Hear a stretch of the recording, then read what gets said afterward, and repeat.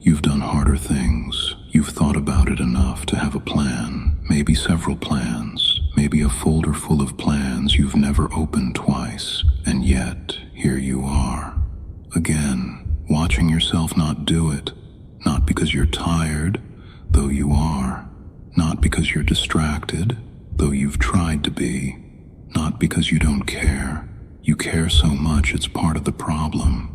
You're watching yourself from somewhere behind your own eyes, observing the paralysis like a scientist observing a specimen, noting it, analyzing it, unable to change it. This isn't laziness. Lazy people don't torture themselves about being lazy. Lazy people don't build elaborate systems to overcome their laziness that they then can't make themselves use. Lazy people don't lie awake at night running calculations about all the things they didn't do. This is something else. Something the productivity advice doesn't touch. Something the just do it crowd has never felt. Something that sits underneath motivation, underneath discipline, underneath all the hacks and tricks and systems. There's a reason your engine won't turn over, and it's not what they told you.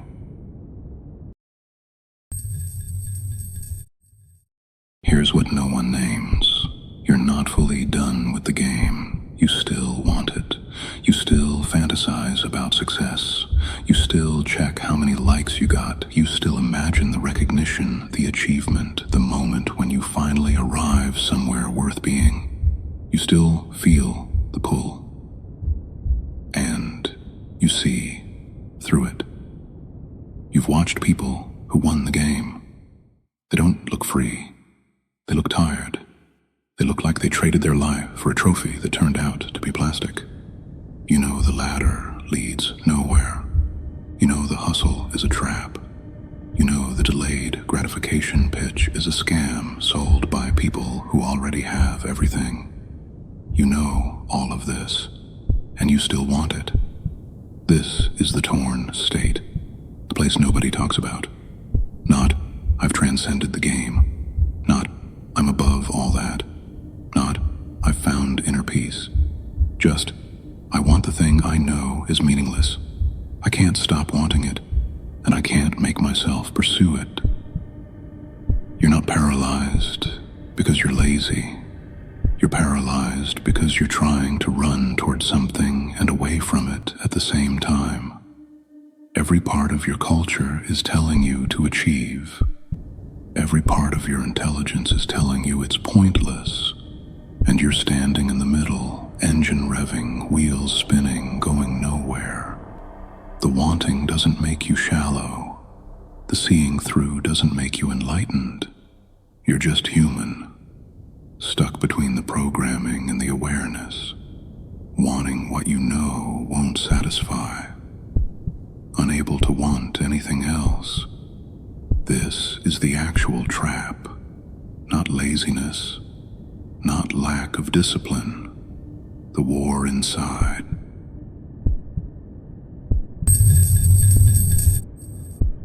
And then comes the shame. You watch yourself not doing the thing, and something inside you, a voice that sounds like every disappointed adult you've ever known, starts the prosecution. What's wrong with you? Everyone else can do this. You have so much potential and you're wasting it. You're lazy. You're broken. You're going to end up nowhere. The shame is heavy. The shame is constant. The shame makes the paralysis worse because now you're not just not doing, you're failing at not doing. You're a person who can't even make themselves do simple things, so you do something to escape. You pick up your phone, you open a tab, you scroll, you watch, you numb. Not because you're addicted, though maybe you are, but because the shame is unbearable, and the scroll makes it quiet for a minute, and then the shame comes back, doubled. Now you're not just lazy, you're lazy and you wasted 2 hours on your phone, so you try harder tomorrow. You set an alarm, you make a new plan, You promise yourself this time will be different, and then you watch yourself not do it again. This is the loop.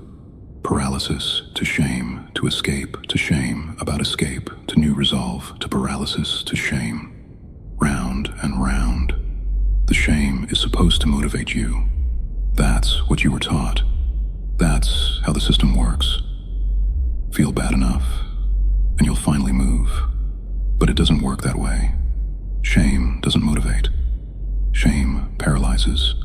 Shame makes the task bigger, scarier, more loaded with meaning. Shame turns write the email into prove you're not a failure as a human being. The shame isn't helping you escape the trap. The shame is the trap. It's the walls of the prison, and you built them yourself with bricks they handed you. Let's look at the full scope of what you're dealing with. This isn't just a personal problem. It's not just your discipline or your motivation. It's happening on every level. Subjectively, you use distraction to escape pain. The phone isn't hijacking you. You're reaching for it. Because the alternative is sitting with the shame, the paralysis, the unbearable gap between who you are and who you think you should be. The scroll is a painkiller. You're medicating with it.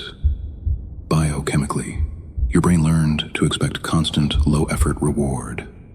Dopamine from notifications, likes, new content every 3 seconds.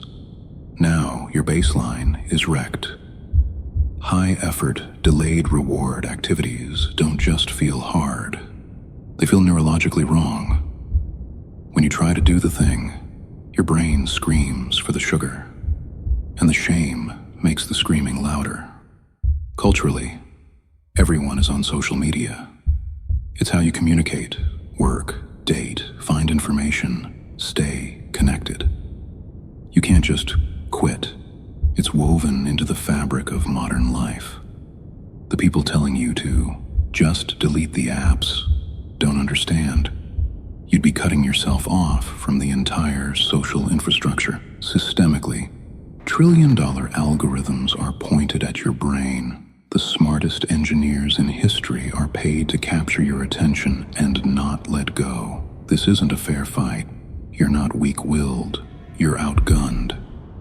Every app, every platform, every notification, designed by people who studied exactly how to hack your reward system. And they've had decades to perfect it. You're not failing at discipline. You're a human nervous system trying to function inside a machine designed to exploit human nervous systems. The paralysis isn't a personal failure. It's the predictable result of a torn psyche inside a hijacked brain, inside a culture of distraction, inside a system built to extract your attention. No wonder you can't move. The miracle is that anyone can. So here's where we start. Not with discipline, not with a new system, not with another promise to yourself that you'll break by Thursday. We start with release. First, release the shame. The shame was supposed to help. It doesn't. It never did. You are not lazy. You are not broken. You are not a failure. You are a person with a human brain, caught in a torn state, inside a system designed to keep you stuck. The paralysis makes sense. The escape makes sense. The loop makes sense. You were never the problem. Second, release the demand for clarity. What do I actually want? You've asked this question 1,000 times. The answer is either nothing or everything, or I don't know. Stop waiting for clarity.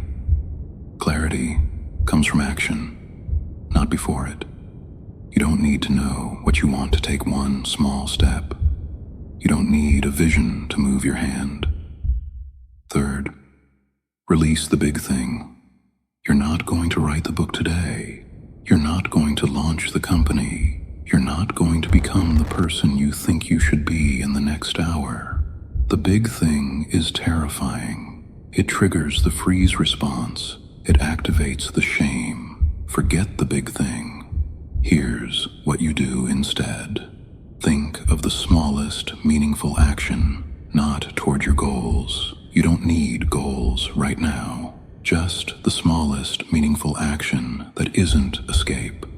Meditate for 1 minute. Take a deep breath, exhale, and close your eyes. Do absolutely nothing for 1 minute. Do 2 stretching exercises. Write 3 sentences, something so small it barely counts. Something so small the shame can't attach to it. Now imagine yourself doing it. Actually see it. Your hand moving. The action completing. Now do it.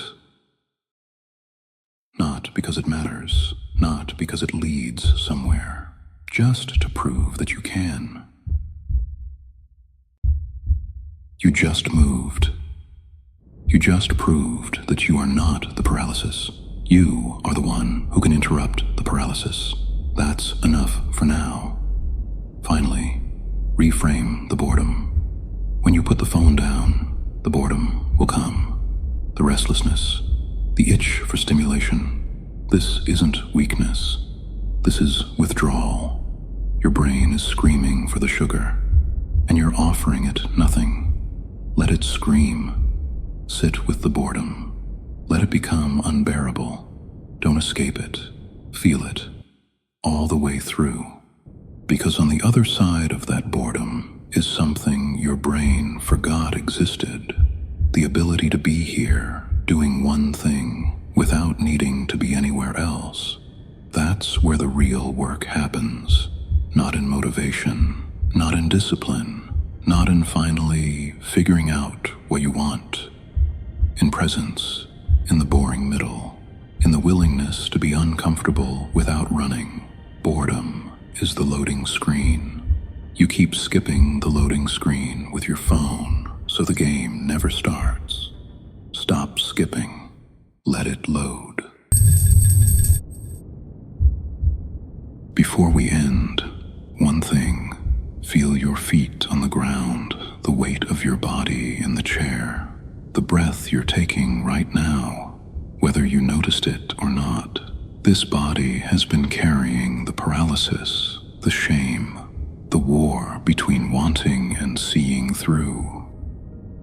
It's been carrying you through every plan you didn't start, every project you abandoned. Every morning you woke up knowing what you needed to do and watched yourself not do it. It wasn't weakness. It was a system caught in a trap it couldn't see. A trap built from the inside and the outside at the same time.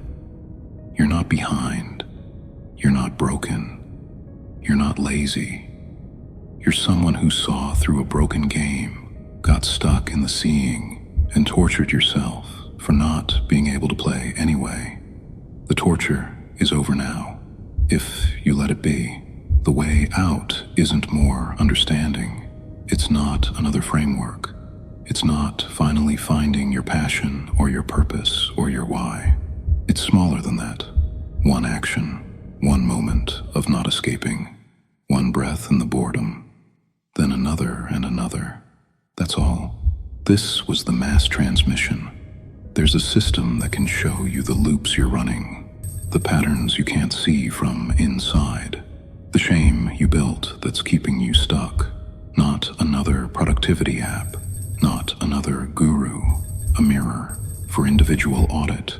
Trace the signal to the void. Coordinates are locked. Access key. Pause. The paralysis was never the problem. The shame was never the solution, and you were never lazy. You were just torn, and torn can become whole. The mirror is active. Come audit the player. gameoflife.co/void